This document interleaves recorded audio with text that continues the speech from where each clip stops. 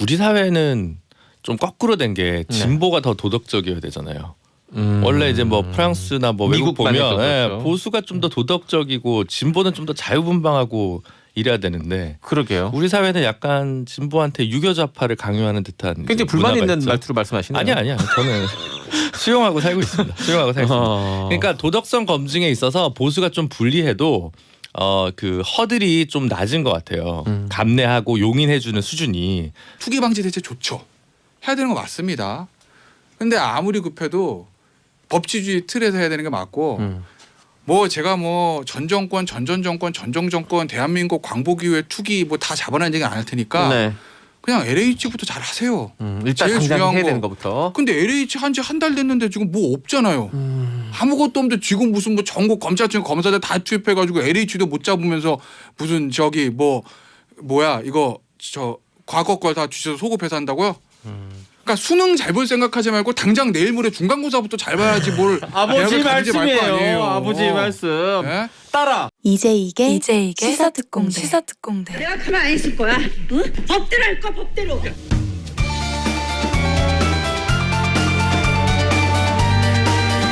아, 시사는 가만히 안 있을 거야. 법대로 그냥 법대로 다 그냥 해. 아비규환 법률 코너입니다. 법대로 해.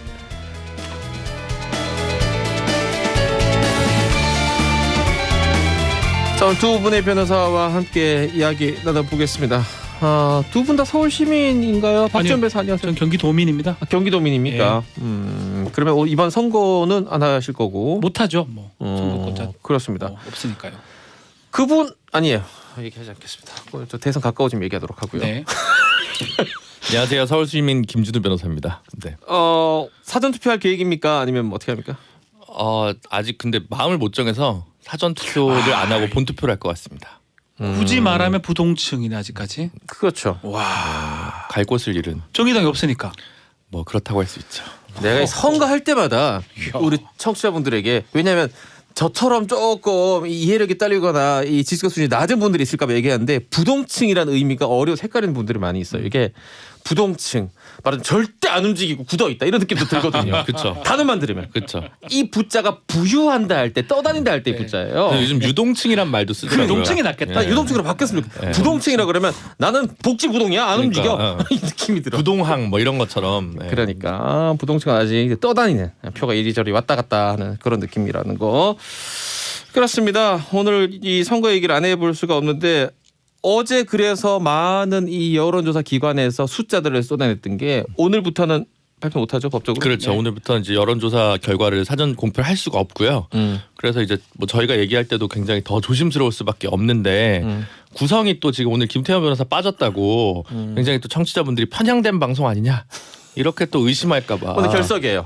여론조사 공표를 왜 금지하냐면 우리 이른바 열세자 효과, 아니 밴드 웨건 효과라고 이렇게 교과서적으로 표현하는데 네. 너무 차이가 나면 그 차이가 나는 좋은 쪽에서는 오히려 막 글로 막 계속 편승해서 갈 수도 있고 또 차이가 너무 안 나고 너무 열세에 있으면 거기에 좀 몰아줘야 된다 이런 게 있기 때문에 다른 나라에도 이런 제도들이 거의 다 있습니다. 여론조사 결과를 예. 선거 임박해서는 얘기 못하게 못하도록. 하는. 그래서 마지막 조사 그거만 이제 공표가 된 거고 조사는 하죠. 조사를 못하는 건 아닙니다. 지들끼리 조사는 할 수가 있는데 공표를 지금 못하는 상황입니다. 그래서 그거만 조심하면 될 것 같아요. 그래서 오늘 그 전 당대표죠. 더불어민주당 전 당대표인 이해찬 대표도 라디오 방송 김어준 씨 프로그램이었나요? 나가서 내부적으로 조사한 뭐 거에 따르면 뭐 많이 붙었다. 뭐 이런 얘기를. 그렇게는 얘기 가능한데 공표를 하면 안 됩니다. 그렇죠. 퍼센트 몇 얘기하면 안 대몇이다. 됩니다. 이러면 3% 이제 차이다 이런 얘기 해도 그게 안 됩니다. 선거법 위반이 돼버립니다. 알겠습니다. 오늘도 우리 오늘부터 조심해서 선거하는 당일까지 어떻게 보느냐 판세 분석 정도는 얘기할 수 있으니까 그렇죠. 이제 일주일 남았으니까 김준우 변호사님부터 뭐 어떻게 보십니까? 이거 판세 분석 못하는 사람이 있어요. 그리고 이 판세 분석에서 변호사 의견 궁금한 사람 있어요. 맞는 말입니다. 저는 이게 없다고 생각하는데. 박빙의 사실 좀 의견이 갈리고 한데. 네. 그리고 근데 네. 혹시 누가 공직선거법 위반하고 있는 거 아니냐? 뭐 이런 얘기를 뭐 의심 삼을 수는 있겠지만 뭐 1년짜리 임기의 선거잖아요. 네네네. 그럼 혹시 누가 선거법을 위반해도 1년 임기가 끝나고 나서 재판 결과가 나오겠죠. 그거 2심 또 계속 최종까지 넘어가면 그렇죠. 그 1년은 네. 그냥 지나가잖아요. 그냥 사실. 지나가요. 이 얘기는 좀 할 수 있을 것 같아요. 혹시나 뭐 선거법 위반 부분이 있다면 허위사실 공표 이런 게 지금 고발이 많이 돼 있습니다. 후보자 네. 비방도 마찬가지고요. 그러니까요. 후보자 비방 같은 경우 형이 좀 세기도 하고 이게 기소가 되면 대법원까지 간다고 하더라도 이 1년 시장이고 다음 또 재선이 또 노릴 수도 있는 거니까 그때까지 영향이 좀 미치지 않을까 영향은 미치죠. 생각은 듭니다. 그래 그런 것도 있겠네요. 네. 네. 지금 보면 지금 이런 얘기를 할 수밖에 없는 게 양쪽에서 서울시 얘기, 부산 얘기 좀 이따 하도록 네. 하고요. 박영선 후보도 그렇고 오세훈 후보도 그렇고 서로 지금 거짓말하고 있다. 이 허위사실 유포를 하고 있다고 지금 얘기하고 있는 거고 네. 심지어 또 오세훈 후보는 변호사 출신이잖아요. 그렇죠. 그렇기 때문에 둘 중에 하나가 맞다면 다른 사람은 거짓말하는 거고 그렇죠. 아니면 둘 다 거짓말했을 수도 있고. 허위사실 공표죄 특히 100만 원 이상 벌금이 나면 피선거권 상실되고 당선 무효가 됩니다. 이재명 지사도 조금 위험했던 적이 있었죠. 이제 그게 판례 중에 중요한 판례가 되는데 그거는 이제 선거 방송 도중에 답변하는 과정에서 네. 100% 답변 다 못했은 경우 네. 그런 걸 표현의 자유 영역 안에 들어간다. 시간적 어떤 그런 어떤 쫓김 그런 것들이 고려돼서 무죄가 됐던 적이 있습니다. 그렇지만 이제 지금 뭐 일단 오세훈 후보를 말씀을 드리면 이게 뭐 토론 과정도 과정이지만 딴 데 나와서 다 얘기를 한 게 많습니다. 아주 적극적으로 공세적으로 얘기를 하고 있기 때문에 이게 만약에 이제 고발이 돼서 기소까지 된다 그러면 예측은 좀 어려운 상황이 아닌가. 그거 관련해서는 큰 틀에서 두 개만 짚으면 될 것 같은데 우리 사회는 좀 거꾸로 된 게 진보가 더 도덕적이어야 되잖아요. 원래 이제 뭐 프랑스나 뭐 외국 미국만 해도 보면 그렇죠. 보수가 좀 더 도덕적이고 진보는 좀 더 자유분방하고 이래야 되는데 그러게요. 우리 사회는 약간 진보한테 유교좌파를 강요하는 듯한 굉장히 불만 문화가 있는 있죠. 말투로 말씀하시네요. 아니야 저는 수용하고 살고 있습니다. 수용하고 살고 있습니다. 그러니까 도덕성 검증에 있어서 보수가 좀 불리해도 그 허들이 좀 낮은 것 같아요. 감내하고 용인해주는 수준이 극단적으로 얘기하면 2007년 대선 때 BBK 있으니까 이명박 후보가 박근혜 후보를 꺾고 올라오면 열린우리당은 대선에서 이길 수 있다. 격추할 수 있으니까 이렇게 판세 분석하신 열린우리당 쪽 분들이 계셨단 말이죠. 네. 근데 뭐 결과는 결과는 그렇죠. 네, 범죄 유무랑 상관없이.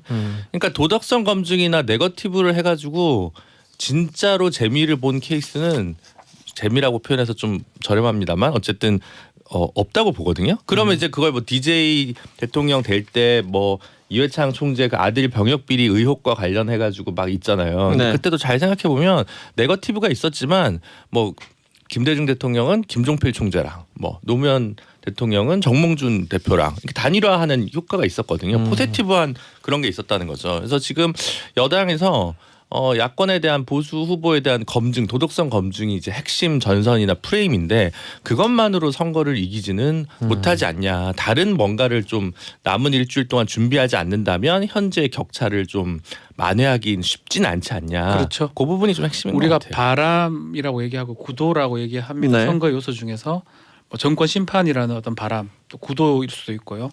그게 상당히 좀 강하기 때문에 그거를 지금 극복하기 위한 뭐 좀 지난 시간에 똑같은 얘기를 했었어요. 그래서 어쩔 수 없이 네거티브 전략을 쓸 수밖에 없었을 것이다. 여권 입장에서는. 그래서 지금 김준일 변호사 지적한 것처럼 한계가 있다고 봐야 되죠. 그거를 갖고 바람을 구도를 넘어서긴 어려울 것 같고요. 그렇지만 이렇게 지금 두 자릿수 차이가 나도록 지금 마지막 공표가 됐는데 그 정도 차이는 아닐 겁니다. 네, 열어보면 저도. 열어보면 이제 한 자릿수 차이라고 생각이 들고 뭐 또 이게 정규 선거면 사실은 이런 말은 좀 그렇지만 하나만 합니다. 이 정도 차이 나면. 근데 정규 선거가 아닙니다. 보궐선거입니다. 보궐선거는 일반 투표보다 투표율이 낮고요. 네.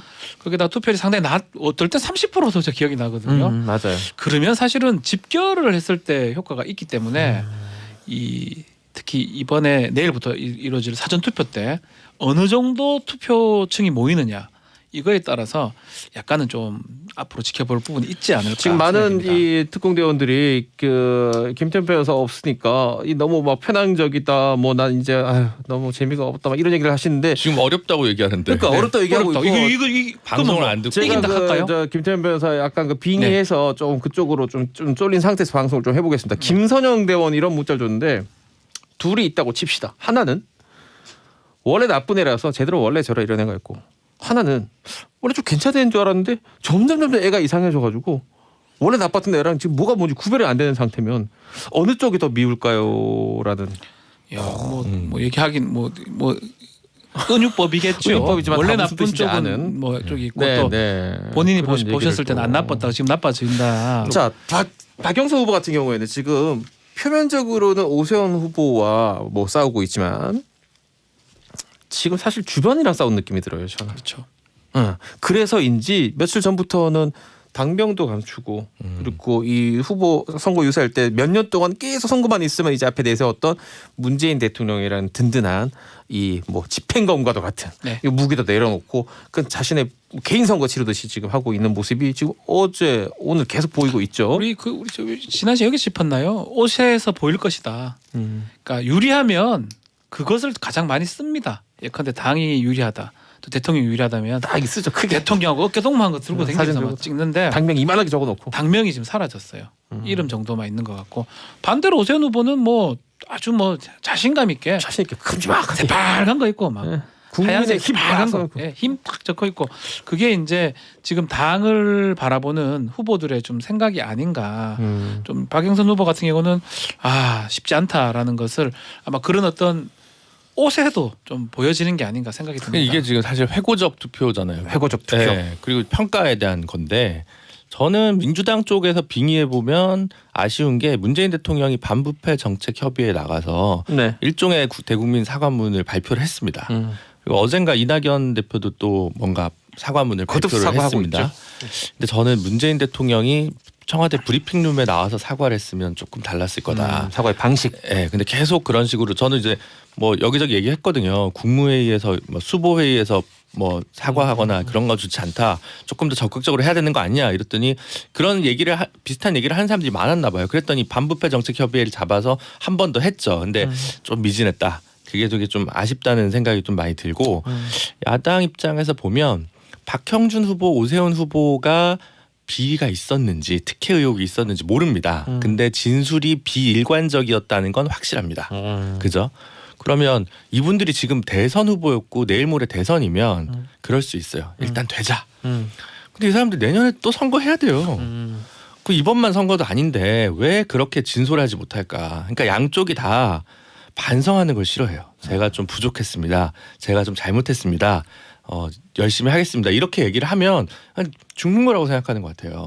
무슨 뭐 결정적인 팩트나 문서가 나오지 않는 한 요즘 우리 정치 문화가 품이 좁아지고 좀 그렇게 반사이익만 보려고 하는 거 아닌가 이런 생각이 좀 많이 들어서 참 좀 씁쓸합니다. 그 김태현 변호사 심정으로 얘기를 하자면 지금 부산 얘기를 잠깐 꺼내셨으니까 김영준 후보 같은 경우에도 이 박형준 후보 지금 말씀하신 것처럼 김주현 변호사가 말들이 조금씩 바뀌는 거 저도 그렇게 보입니다. 하지만 이 네거티브 공세를 하는 과정에서 너무 이 네거티브에만 의존하다 보니까 이 헛발질 또는 심각한 이 오류를 범하고 있는 경우가 있는 게 얼마 전에 결정 그 틀렸죠. 결정 관련해서 박형준 후보 어떤 집이라고 막 공격을 했는데 실제로 조사를 해보니까 그게 박형준 후보 집이 아니라 옆집이더라고요. 옆집이었어요. 이건 법적으로도 완벽한 이게 실패책이 만약에 되는 거잖아요. 고의성이 있다면 허위사실 공표죄가 아니 후보자 비방죄 같은 게 될 여지가 있습니다. 고의성 이런 부분을 따지겠죠.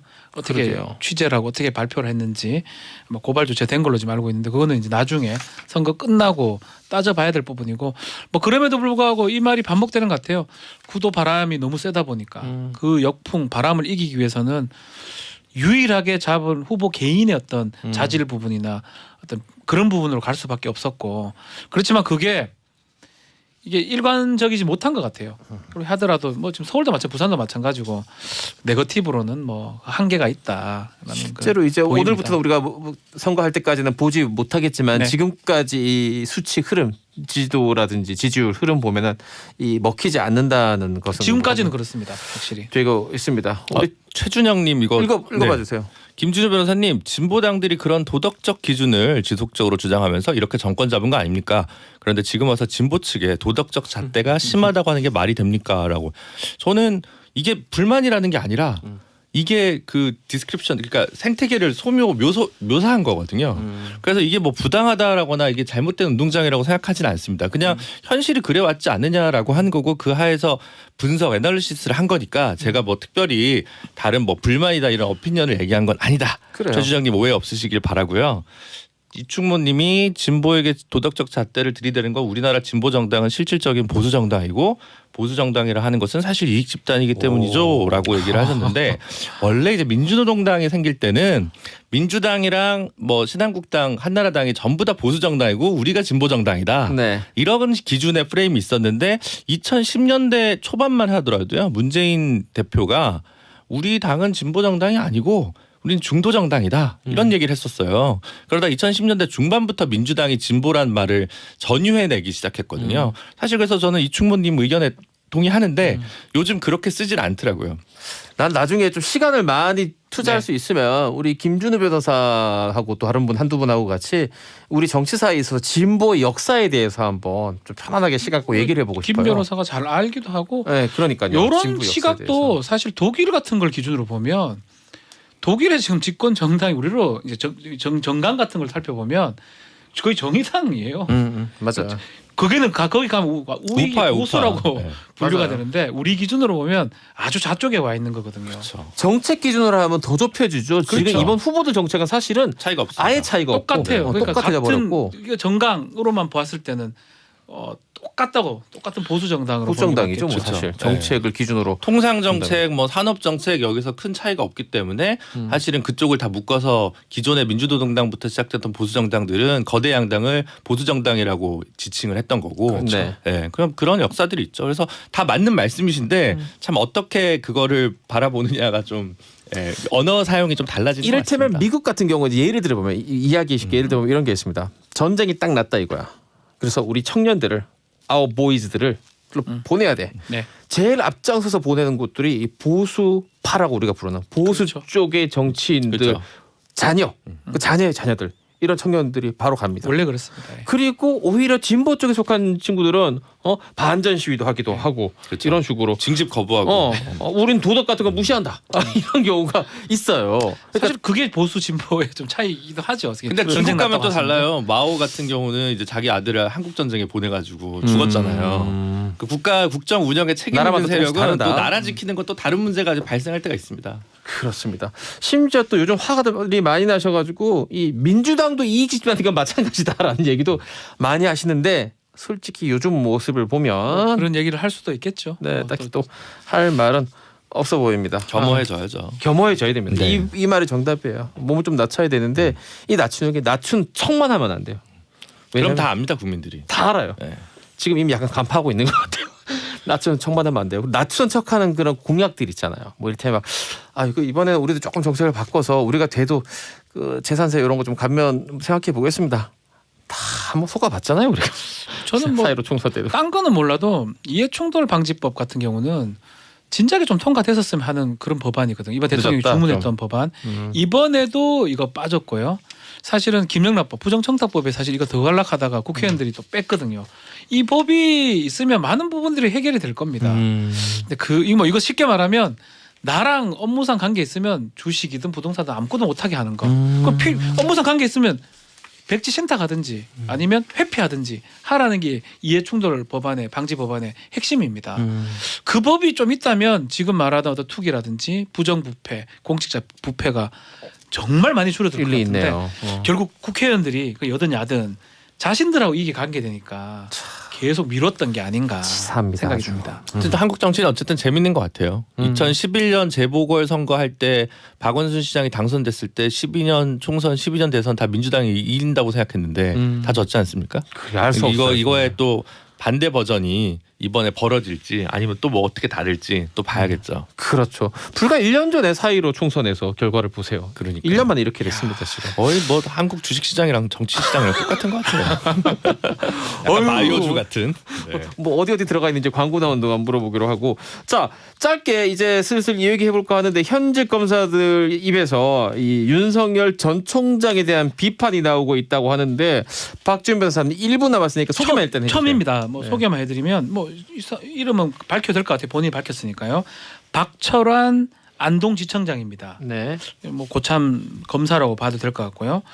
지금 전지총장이 정치 활동을 하고 있는 게 상당히 검찰의 정치 중립하고는 맞지 않다라고 하면서 자신의 실명을 걸어서 검찰의 독립성이나 중립을 지켜줄 거라고 좀 믿는데 아쉽다라고 사실 대놓고 좀 비판한 겁니다.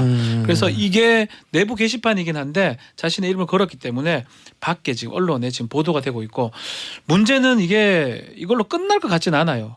하나 검사가 이렇게 얘기를 하면 여러 명의 검사가 또 얘기할 가능성도 그렇죠. 배제할 수 없고 이거 좀 지켜봐야 될 부분이고 또 윤석열 총장이 정치하는데 상당한 조금 약간의 저는 걸림돌 될 수도 있다라고 생각이 듭니다. 자기 좀 부하들인데 일종의 보면 부하 직원들인 셈인데. 그래서 제가 옛날에 말씀드렸지만 이 심재륜 안강민의 길을 가기를 바라는 검사들이 충분히 있을 수 있다는 거죠. 유명한 국민 검사였는데 정치권에 몸을 직접적으로 담그진 알겠습니다. 않고 명망가가 되고. 자, 요 얘기 이어서 해보겠습니다. 빨리 광고 듣고 시사특공대 돌아옵니다. 네, 오늘 법대로의 시간 김준우 변호사와 박지훈 변호사와 함께 이야기 나누고 있고요. 앞서 박지훈 변호사께서 현직 검사로는 처음으로 윤석열 전 총장의 이 행보 왠지 정치를 시작할 것 같은 이런 움직임에 대해서 비판한 목소리를 소개해 주셨습니다. 자, 지금 이제 이어질 것처럼 저도 보입니다. 네, 이 박철원 검사가요. 네. 예를 들어서 예전부터 윤석열 총장을 비판했다고 하면 좀 달리 볼 수가 있는데 또 검찰 내에서도 저는 이 표현이 좀 싫은데요. 뭐 누구 라인 하잖아요. 그 언론 보도처럼 그런 사람이었던 모르겠는데 사실상 윤석열 총장을 상당히 지지했던 검사입니다. 그러게요. 뭐 오히려 지금 정부 법무부 예컨대 뭐 조국 전 장관이라든지 추미애 전 장관을 좀 비판하거나 했던 그런 검사이기 때문에 이 검사가 이런 글을 썼다라는 거는 조금 뭐 대표성을 뭐 가진다고 보기는 어렵겠지만 어느 정도 정말 순수한 어떤 검찰의 중립성을 생각하는 검사들의 입장에서는 조금 이게 눈에 와닿는 게 아닌가 생각이 듭니다. 김준우 변호사 사실 80년대 이후에 검찰총장 출신이 국회의원 출마한 게 딱 두 건. 김기춘 그리고 김도순가 하여튼 95년에 검찰총장 끝나고 96년에 그 총선에 출마합니다. 부산에서 신한국당 쪽으로. 네, 김도원이었나? 황교안 전 대표는 검찰총장 검찰총장은 못했죠. 아니었죠. 검사장이었다가 네. 법무부 장관 그 사이 비네요. 그렇죠. 네. 그렇게. 그래서 검찰총장 기준으로 얘기를 하면 그러니까 검찰총장은 좀 직이 달라서 정치를 좀 안 하는 쪽으로 이제 관행이 좀 잡혀가고 있었거든요. 근데 네. 그때 96년에 그래서 무슨 법이 하나 생겼어요. 검찰총장 끝나고 나선 3년 동안 정당의 당원이나 발기인이 되지 말라.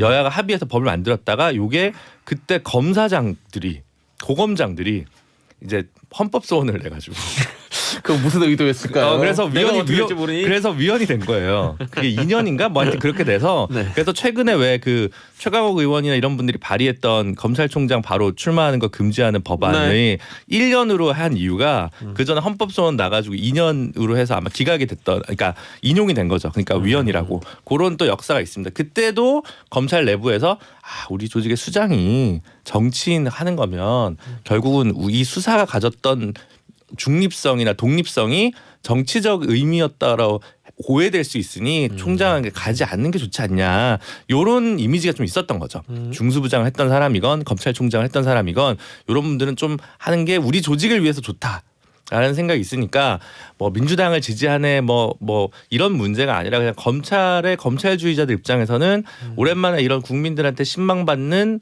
검찰총장이 나왔는데 이 사람이 다시 정치를 하게 되면 우리는 뭐가 되냐 이런 불만은 충분히 말하자면 검찰 입장에서 충분히 가능한 의견인 거죠. 그 부분이죠. 결국은 해석을 할 수밖에 없게 돼요. 지금 정치를 하게 된다면 뭐 지금 발언도 뭐 정치적 발언이라고 봐야 될 것 소개해 같고요. 주십시오. 뭔 그 얘기를 했어요. 지금 언론 인터뷰니까 뭐 이거를 뭐 본인이 공개적으로 했다고 하기는 좀 어렵고 언론 인터뷰를 통해서 뭐 성범죄 때문에 보궐선거가 이루어지고 있고 이게 상식과 정의를 되찾는 출발점이다. 이번 선거는 이 표현 자체가 여당보다는 야당을 지향하는 누가 봐도 그러네요. 뭐 그래 보이잖아요. 이게 이제 정치적 발언이 아니냐라고 박 검사는 얘기를 하는 거고 이제 결국은 김 변호사가 지금 설명한 것처럼 나중에 이제 정치를 계속 결국 하게 된다면 이제껏 총장 시절 때 했던 사건들을 재해석을 할 겁니다. 하면 그 사건들이 정치적으로 해석이 되면 결국은 정치하려고 했는 게 아니냐. 뭐 이렇게 말할 수 있어요. 그때는 아니었는데 지금 하다 보니까 마음이 변했다. 이런 말은 역시 안 통하는 얘기거든요. 그때는 객관적으로 했고 아무 그때는 내가 생각이 없었고. 정말 중립적으로 사가다가 싹 나와 보니까 마음이 싹 바뀌었다. 이거는 그냥 아들 장난치는 얘기고 아들 장난친 얘기입니까? 결국은 그렇게 해석이 지어질 겁니다. 그 해석이 가장 부담스러워서 아마 박 검사, 박철암 지검장 같은 경우는 이런 문제 제기를 한 게 아니냐 생각이 듭니다. 아들 장난치는 거고 이거 얘기를 듣고 6434 대원께서 그럼 뭐 정치인 알라들 때부터 정치해야 되나요?라고. 최소한 어떤 텀이 있어야 되겠죠. 좀 한 몇 년 텀이 많이 있어야 예전에 되겠죠. 법적으로 3년 1번 했는데 네, 2년 1번 했는데 1년으로 지금 이제 바꾸자고 한 거고 그거보다 좀 지금 길어야 그래서 된다. 그렇죠. 그것 때문에 지금 뭐 윤석열 총장 뭐 하면 안 된다. 저는 그렇게 생각하진 않아요. 나머지는 본인이 져야 될 업보고 검찰 내에서 민주당 편과 상관없이 이런 의견을 가지는 건 충분히 성립 가능하다. 할수 있죠. 그 연원이 있다라고 설명을 드린 거고 똑같은 논리가 다시 바꾸면 서울중앙지검장 옛날이면 중수부장이나 서울중앙지검장 같은 사람이 총장 되려고 민정수석 되려고 요리조리 정권 수뇌부의 입맛에 맞게 수사를 하면 안 되지 않냐. 네. 그러니까 청와대에서 인사권을 가진 청와대의 입김을 떼자. 그게 사실 공수처가 나온 이유 중에 하나거든요. 공수처장을 하고 나면 한동안 대통령 임명직은 못하게 되어 있습니다. 그 법이 그렇게 돼 있는 이유가 있는 거고요. 또 이제 그 같은 맥락에서 사실은 서울중앙지검장이 바로 검찰총장이 돼서는 곤란하다. 그래서 사실은 윤석열 때도 그건 틀린 거고 이번 새 검찰총장 논의에서도 저는 이성윤 중앙지검장은 검찰총장이 되면 안 된다고 생각하는 이유가 그 전에 다른 것들을 다 뭐 공과 가가 아니라 중앙지검장이 바로 검찰총장을 직행하는 이 루트는 그래도 없어져야 된다. 그렇지 않으면 더더욱 의심받을 수밖에 없다. 우리 김준호 변호사 지금 원칙론을 얘기를 했지만 사실 이제 이 시사 프로그램에서 불이 붙는 이름이 하나 나오긴 했는데 이성윤이라는 이름이 나왔는데 지금 검찰 출석 후보 중에 있죠. 지금 뭐 여러 국민 추천 등등으로 여러 분이 있는데 결국 거론되는 사람은 한 4명 정도로 압축이 되는 것 같습니다. 이성윤 지검장, 한동수 부장 그리고 김호수 차관 얘기도 지금 나오고 있고요. 네. 특히 지금 조난관 차장까지 얘기 나오고 있습니다. 네 사람이 가장 좀 함합평이 좀 오르는 상황이 아닌가 그렇게 그래요. 보입니다. 김호수 차관은 제 기억이 맞다면 법무부 장관 대리도 법무부 차관 하다가 잠깐 대리를 했습니다. 대리했죠. 조국 장관 했었죠. 나가고요. 예. 그때 표정이 꼭 금방 법무부 장관 될 것 같은 느낌이 쫙 좀 TV 화면 보면서 저만의 생각이었을 수도 있습니다. 고민했을 수 있죠. 근데 이제 아마 정권 입장에서는 그 당시까지 계속 어쨌든 비검사 출신으로 법무부 장관을 하겠다라는 의지가 더 많다 보니까 아마 김호수 차관 입장에서 장관 되기엔 그게 가장 큰 결격사유가 아니었을까 싶고. 임명 어차피 보궐선거 끝나고잖아요. 당연히. 그렇죠. 그렇죠. 네. 예. 이게 보궐선거 전이면 또 재밌을 뻔했는데. 그렇죠. 보궐선거 전이라면 박지훈 변호사님, 박영선 후보 입장에서 이성윤 검찰총장이 탄생하는 걸 원합니까 안 원합니까? 이게 정무적으로 어려운 질문입니까? 봤을 때는요. 뭐 제가 제 소신이 아니고 정무적으로 봤을 때는 이성윤 지검장이 맞지가 않죠. 임정석 그 실장 발언하고 맥락 같이 합니다. 그 SNS 글 자체가 사실은 선거에 도움이 되지는 않거든요. 그래요, 알겠습니다. 자, 광고 듣고 돌아오겠습니다. 여러분들은 지금 이게 시사특공대를 듣고 계십니다. 뭐 이번 선거 정권 심판 선거다, 뭐 부패 세력을 뭐 척결하는 뭐 여러 가지 구호들이 난무합니다만 실질적으로 보면 부동산으로 시작해서 부동산으로 끝나는 선거가 지금 되어 버렸습니다. 자, 3 3월 29일 그저께 발표됐던 부동산 대책이 아니고요. 요거 좀 다릅니다. 투기 방지 대책입니다. 그렇죠. 요거 좀 정리가 필요합니다. 요거 지금 투기 방지 대책이 지금 투기하는 공직자 등등에 대해서 네. 어떻게 처리할 거를 밝혔는데요. 일단 전국 검찰청 43개 검찰청에 수사팀을 편성을 했는데 약 500명의 수사 인력이 배치가 됩니다. 많네요. 엄청 많네요. 엄청 정도가 아니고 제가 지금 보니까 예전에 범죄와의 전쟁 이상 같아요. 거의 어태우. 뭐 이거는 저 남미에서 그 마약 저 지금 그런 느낌입니다. 그리고 지금 정부내 합동수사본부가 1,500명이니까 대략 한 2,000명 이상이 지금 수사를 한다는 거거든요. 근데 눈에 띄는 거는 이 투기 공직자를 발견하면 전원 구속시키고 전원 법정 최고형을 내리겠다라고 이렇게 밝혔는데 이 부분은 지금 가능한 건지 조금 봐야 될 것 같습니다. 어떻게 보십니까? 이 그 투기 방지 대책입니다. 부동산 공급 대책 이런 거 아니고요. 근데 저는 이제 투기 방지 관련해 가지고 요 공직자 부분은 지금 어차피 이제 이렇게 이 정도 싸우면 경찰에서 국수본에서 하면 저는 이제 굳이 검찰에서 더 나설 필요는 없다고 생각하거든요. 네. 고위공직자권은 뭐 좀 털어볼 수는 있겠지만 그거보다는 이른바 그 떴다방이나 작전 세력 뭐 기획부동산 해가지고 그 무슨 어느 뭐 의원의 엄마가 뭘 샀다 그러면 꼭 뭐 30분의 1을 샀다고 하잖아요. 네. 그거 대부분 사기당한 경우가 되게 많습니다. 네. 뭐 용인에 지금 좋은 땅이 있는데 곧 개발이 된다들 하면 맹지고 뭐 아무것도 없고 10년째 그렇게 묶여 있는 땅들이 있거든요.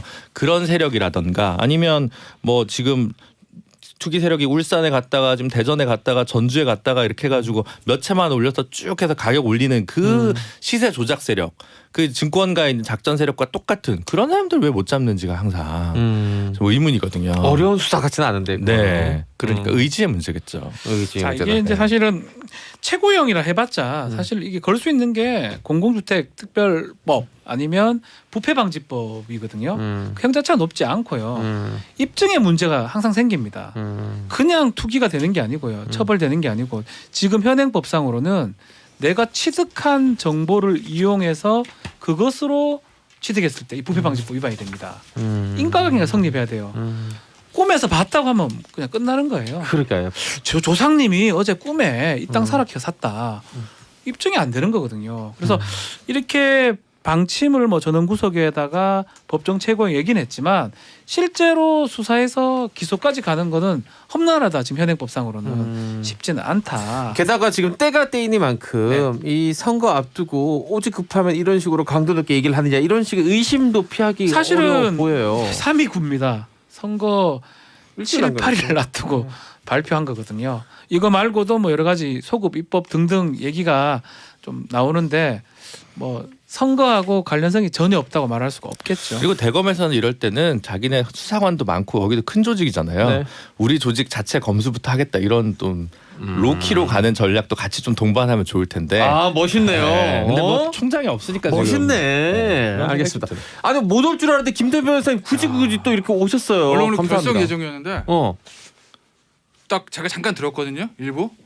근데 내가 없으니까 텐션이 너무 떨어져가지고 그래서 캔들을 돌렸다 내가 그냥. 말도 안 되는 소리들 하고 있고 막 아. 그래서 내가 보니까 유튜브 뭐 저 조회수도 떨어지는 것 같고 그래가지고 악플이 안 들어오니까 방송이 재미가 없어. 잠깐만요. 지금 급상승 떡상하고 있다는 소리 진짜입니까? 들려오네. 그러니까 유튜브가. 악플이 들어와야지 이게 방송을 라디오는 텐션이 사는데 이거 뭐 악플 안 들어가 뭐 김준우 변호사님 뭐 멋있어요 뭐 박지훈은 뭐 알았어. 무슨 뭐 자 그럼 오자마자 이러니까 시간이 없을까요? 물어볼게요. 이번에 이 대책하면서 막 검찰에다가 이렇게 수사본부 구성해가지고 투기 방지하고 뭐 법정 최고형 구형이라 그러는데 바로 얼마 전까지 이 검찰의 수사권을 계속 없애겠다고 하지 않았습니까? 그 부분 어떻게 됐지? 급했죠 뭐 선거가 내일 모레인데 아 급해서 이런 거다. 막 이러니까 이렇게 해야 악플이 막 들어오고 막 이러면서 텐션이 방송이 생기는 거예요. 급한 다급해서. 거예요. 뭐 지금 뭐 가릴 때가 아닌 거죠. 선거가 내일 모레니까. 아까 어제 보면 좀 정치 얘기 약간 하면 뭐 이낙연 대표도 뭐 지난 맞다, 총선 그리고. 전 때 종부세 인하 얘기 한 적 없다. 그다음 2시간 있다 기자실에서 찾아보니 있던데요. 엄중히 이 사태를 바라보고 있습니다. 이거잖아요. 네. 급하니까 이제 막 나오는 거예요. 아무것도 지금 뭔지도.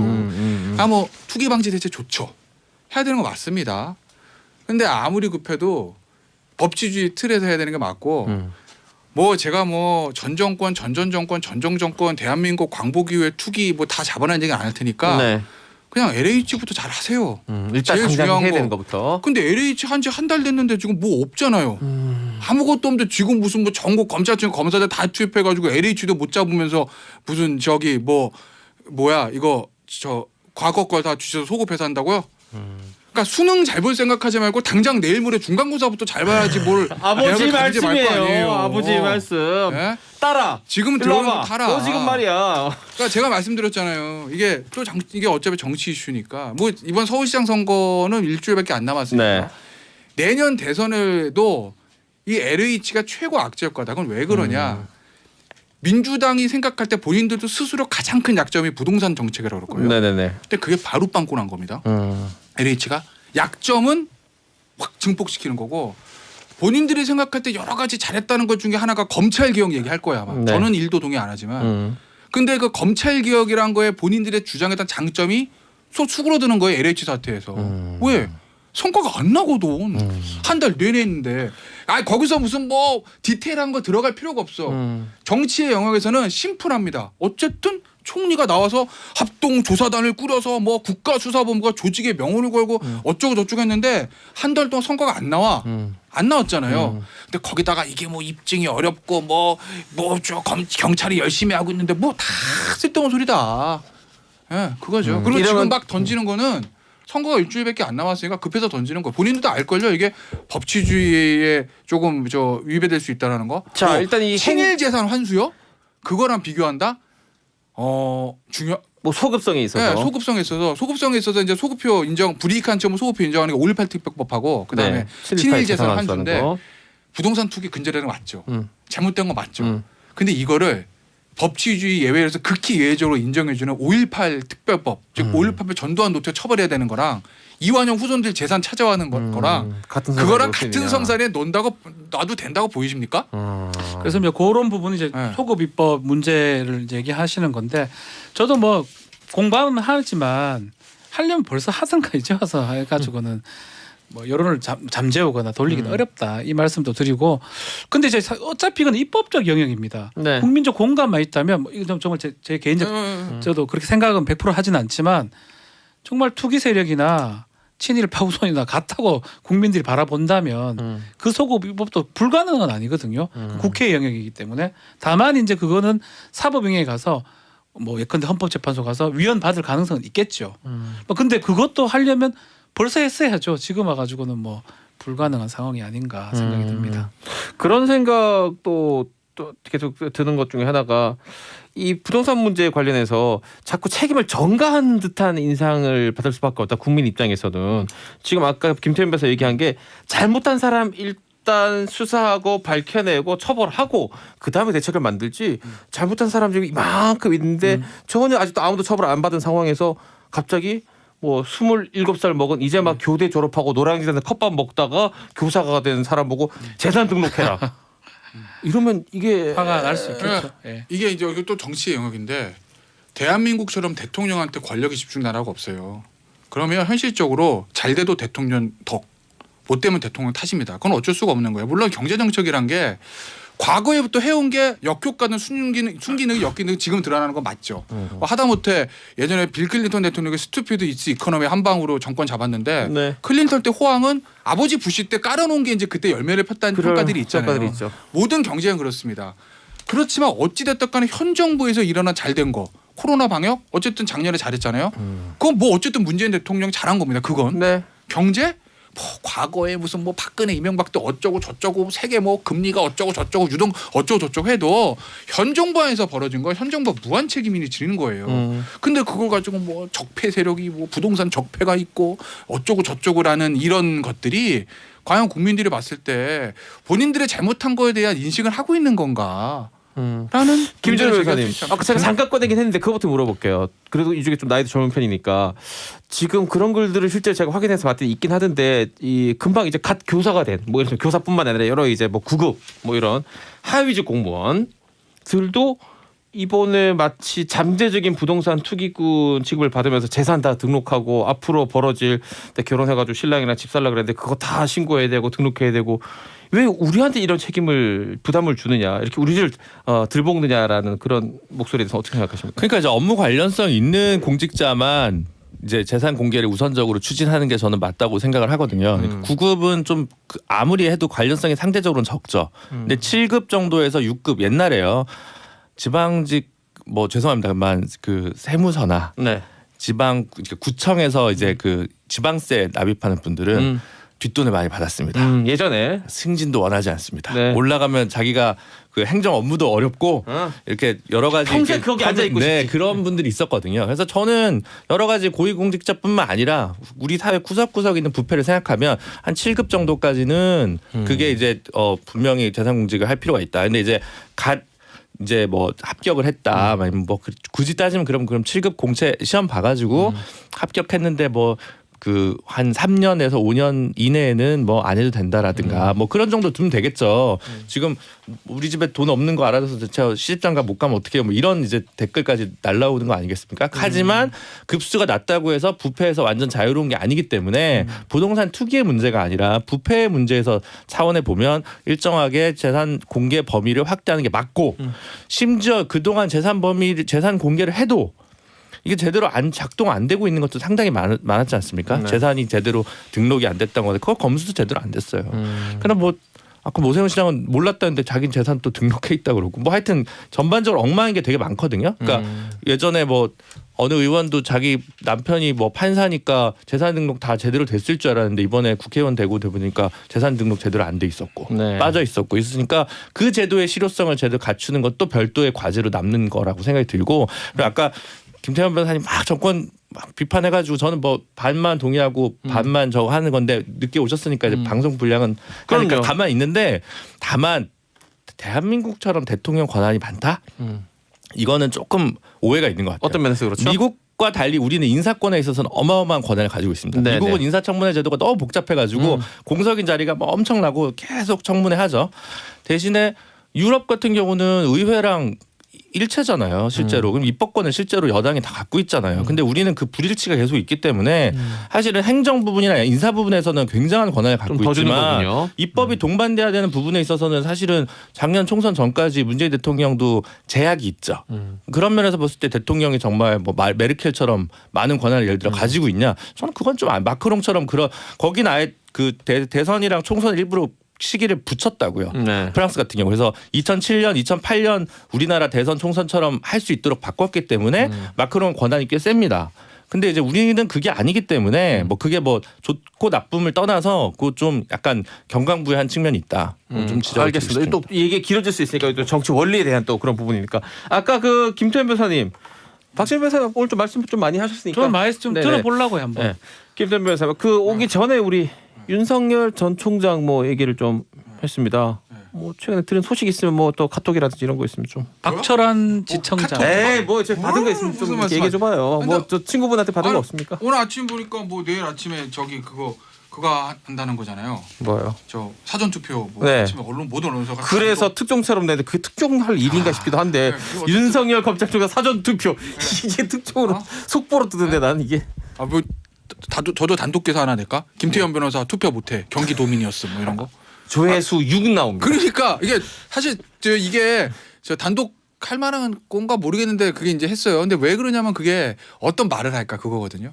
사실. 근데 어저께 이제 보니까 사전 투표를 어디서 한 그것도 나왔나요? 보도가? 그런 것까지 안 나왔어요. 투표소까지 안 원래 이제 나왔어요. 집이 서초동이잖아요. 네. 그 이제 거기 A. 아크로 네. 비슷한. 예, 예, 예. 유명한. 예. 근데 네. 거기서 아니고 안 하고 남가자동에서 한다는 거거든요. 오. 남가자동이 아마 본가예요. 제가 알기로는. 아하. 그러니까 아버님 모시고 한다는 거죠. 가끔 언론에 네. 나오시는. 근데 아버님. 이제 보면은 투표를 하면 되게 부부가 같이 하잖아요. 네. 근데 부인인 김건희 씨하고 같이 하기는 조금 부담스러울 수도 있을 거예요. 워낙 지금 어쨌든 처가와에 대한 의혹 문제가 나오니까. 네. 그래서 그런데 아버님은 워낙 또 노 명예 교수시고, 그러니까 부자가 하는 게 오히려 그림이 더 좋아 보일 수 있죠. 그러니까 제 생각이에요. 그래서 어쨌든 진짜 그렇게 되는 거 아마 아니야? 제가 알기로 남가자동에서 한다는 걸로 알고 있고, 그거 보도 안 됐나요? 된 걸로 알고 있는데. 어쨌든 저는 사실 아니에요? 이건 좀. 예. 근데 이제 거기서 어떤 얘기를 하느냐. 기자들이 가가지고 예, 예. 한 말씀 해주시죠 했을 예. 때. 예, 근데 뭐 이제 원래 예상 수위는 여러 가지가 나올 수가 있죠. 그러니까 기본적으로 투표 동료, 뭐 민주주의니까 뭐 해주시기 바랍니다는 투표 동료 여기서 끝일 거냐, 아니면 현 정부에 대한 상식과 공정, 정의를 얘기하는 조금 직격탄을 날리는 거라 해석될 수 있는 강한 멘트가 나올 거냐.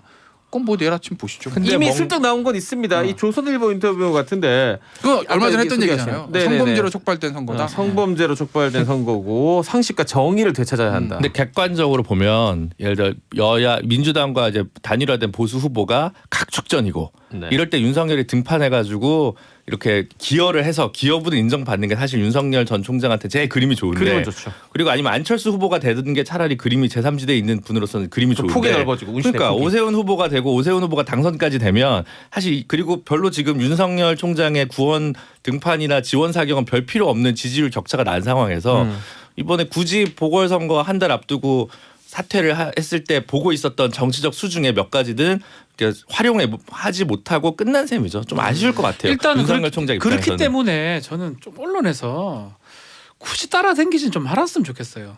일단 지금 단계에서는. 뭐 그러니까 박지원 변호사 내가 무슨 얘기 알겠는데 네, 나도 무슨 얘기인지 알겠는데 여론조사 1위고 지금 뭐 일부 여론조사 40% 찍는 사람을 안 쫓아다닐 수는 없잖아요. 그렇잖아요. 그 사업하는 그건- 사람들한테 네. 저 박지원 변호사님 그 그렇다고 도움 되는 건 무조건 제가 합니다. 그럼요. 근데 어제 뭐 보다 보니까 어린 네. 시절 사진까지 나오고 있더라고요. 어린 어제 시절. 나왔죠. 어제. 아이 그거는 그건 좀 심한 거 아닙니까?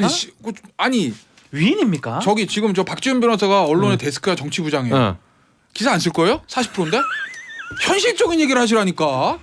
어? 그렇죠. 근데 저도 어제 그 지금 말씀하신 방송을 봤는데 그래도 구색 맞춘다고 그 이재명 지사 어릴 때 모습도 이렇게 흑백 사진 하나 이렇게 걸어놓고 어찌됐건- 봤어 나 마침 그거. 어찌됐건 모르겠어요. 윤석열 총장이 어떤 형태로 정치권을 연착할지 정확히는 알 수는 없는데 김준호 변호사 얘기한 거에도 저도 일등 동의는 해요. 약간 어쨌든 국민의힘에서 오세훈 후보가 현재 여론조사 마지막 공포된 거 보면 현재까지 압도적이라고 봐도 되는 거예요. 사실 네, 20% 정도 숫자만 차이가 보면요. 나니까. 네.